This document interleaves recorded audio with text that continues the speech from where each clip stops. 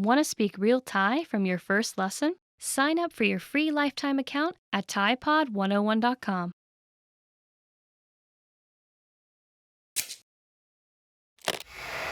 Hi everybody, Jay here. Welcome to Ask a Teacher, where I'll answer some of your most common Thai questions.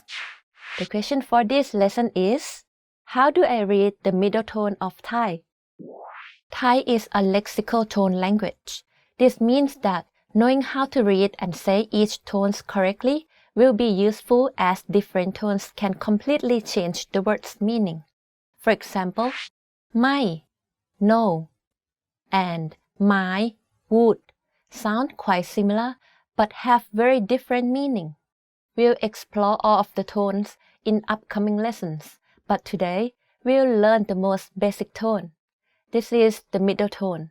The transliteration of the middle tone contains no marks. The middle tone is the simplest one to read and say.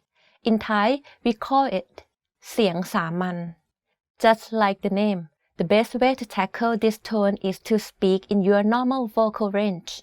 You don't need to put stress on any pitch when saying words in this tone. Basically, words in this tone are said in a constant pitch. For example, let's consider our example at the very beginning of this lesson. If it's in middle tone, it will be mai, like microphone. Another example is ไปกินกัน Let's go eat.